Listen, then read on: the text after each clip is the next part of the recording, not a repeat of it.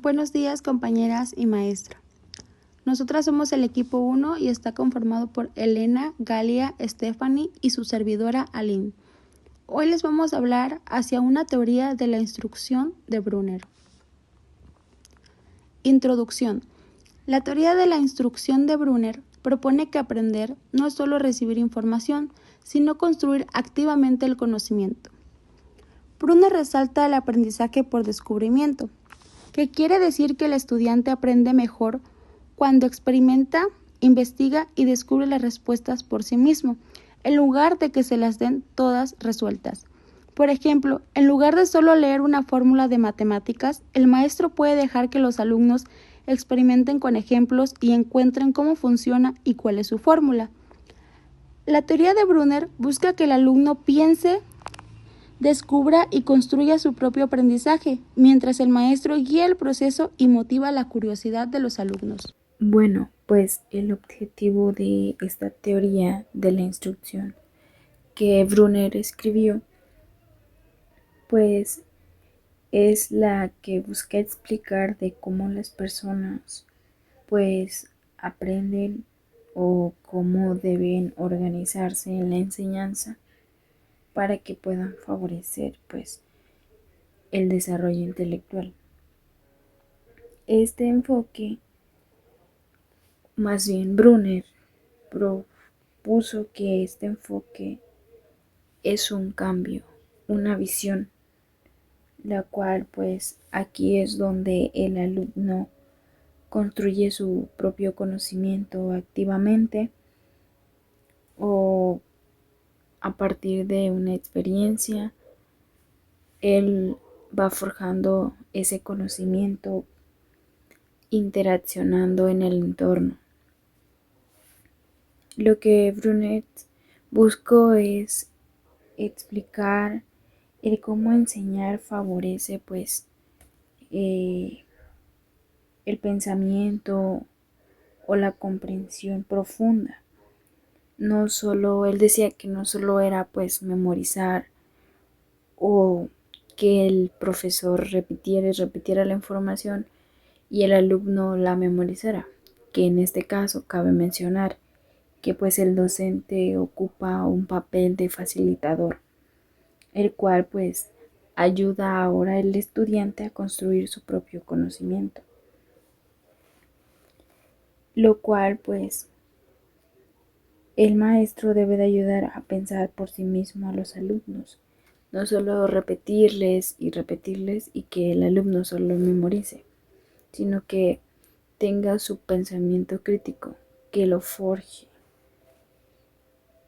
Igual pues también esta teoría proporciona criterios para evaluar la enseñanza, también pues el aprendizaje y pues pretende que la instrucción sea dinámica y pues también flexible. Principios básicos de la instrucción. 1. Predisposición para aprender. El alumno necesita estar motivado e interesado. El maestro debe despertar la curiosidad y el deseo de explorar. Bueno, aquí se trata de que el alumno tenga ganas de aprender, que esté motivado y con interés, pero no solo depende del alumno. También el maestro tiene un papel muy importante en ellos, porque él debe de despertar esa curiosidad, hacer que el estudiante quiera descubrir más, que se sienta emocionado por aprender cosas nuevas. 2. Estructura del conocimiento. Se debe enseñar la organización interna de una materia, no solo datos. Entender cómo se relacionan las ideas permite que el conocimiento se transfiera a nuevas situaciones. Aquí no solo basta con enseñar datos o información suelta, sino que hay que enseñar cómo se conecta todo. Por ejemplo, entender cómo una idea se relaciona con otra, ayudar a comprender mejor y también permite aplicar ese conocimiento en diferentes situaciones. Es como ver el mapa completo de un tema o no solo una parte. 3. Secuencia de presentación. El orden en que se enseña influye en la comprensión. Los contenidos deben presentarse de lo concreto a lo abstracto y retomarse en forma espiral. Aquí se refiere a que el orden en el que se enseña un tema es muy importante. No puedes saltarte de un tema que estés viendo a que te cambien el tema por otro, porque pues siempre va a haber una confusión y no va a haber como que un aprendizaje que se te quede guardado en la memoria. Lo mejor es empezar con cosas concretas, con ejemplos o situaciones que sean fáciles de entender y poco a poco ir avanzando a lo más abstracto o complicado. Además, los temas deben retomarse varias veces para que se queden grabados, no solo como que te quedes con lo poco y ya los días se te olvide, sino que todo ese aprendizaje que adquieras se quede en ti. Es como un espiral, pues, para reforzar lo aprendido y seguir construyendo sobre eso. 4. Refuerzo o motivación. La retroalimentación ayuda a mantener el interés y corregir errores. El esfuerzo debe concentrarse en el progreso y el esfuerzo, no solo en el resultado. En este punto se habla de la importancia de la retroalimentación. Sabemos que siempre cuando se ha visto un tema debe haber una retroalimentación para ver qué aprendizaje se quedó en ti. De que el maestro le diga al alumno cómo va, qué está haciendo bien y qué puede mejorar. O sea que si él sí está captando toda esa información, que se le esté quedando algo, que no solamente el maestro venga y dé la clase y que tú no estés compartiendo nada.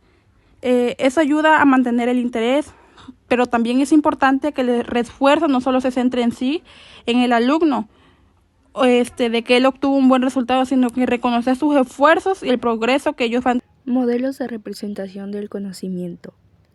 Jerome Bruner identificó 4 formas principales de representar el conocimiento, que se desarrollan conforme el ser humano crece y éste aprende.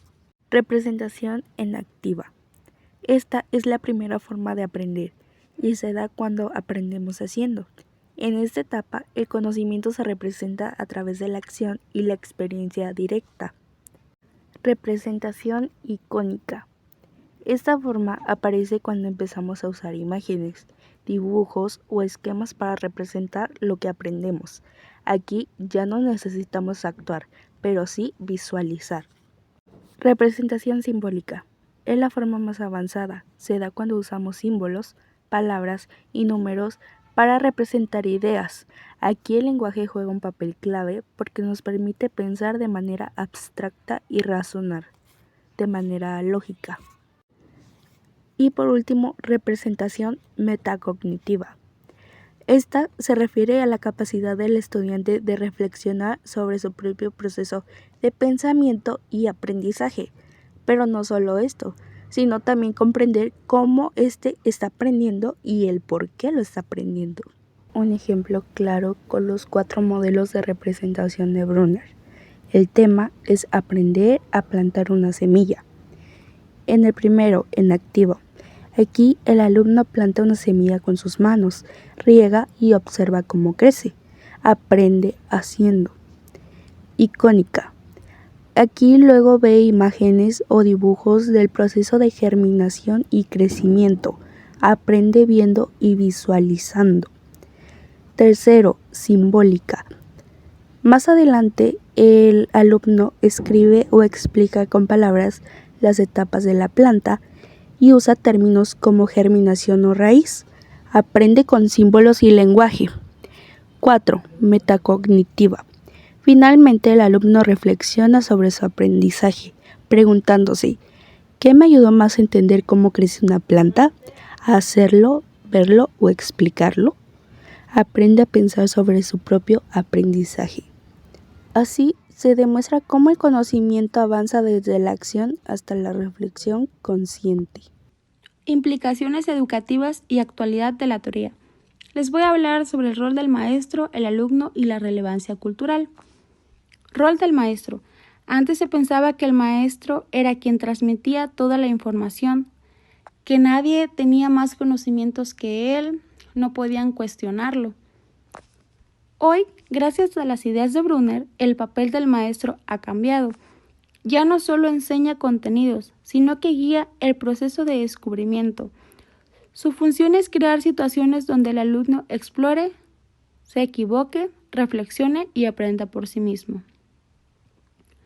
Rol del alumno. El alumno debe ser pasivo, y se convierte en el protagonista de su aprendizaje. Es activo, curioso y busca entender. Aprende mejor cuando comprende, no solo cuando memoriza. Ejemplo, si un estudiante construye un modelo del sistema solar con materiales reciclados, entiende cómo se mueven los planetas, en lugar de solo repetir los nombres de memoria por horas. Importancia social y cultural.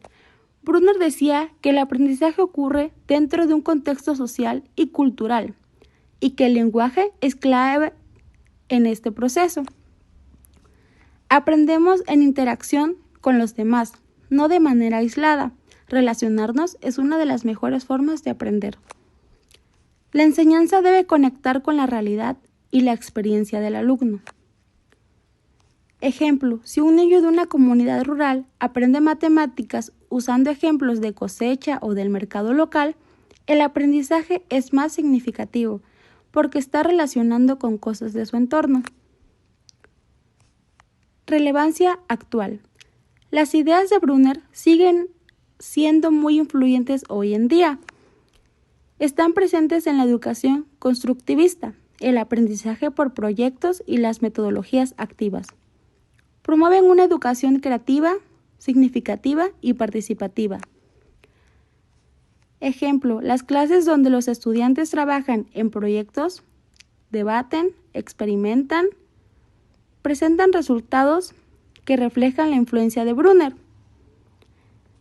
Esto significa que educar no se trata de memorizar datos, sino de formar personas capaces de analizar, cuestionar y resolver problemas por sí mismas.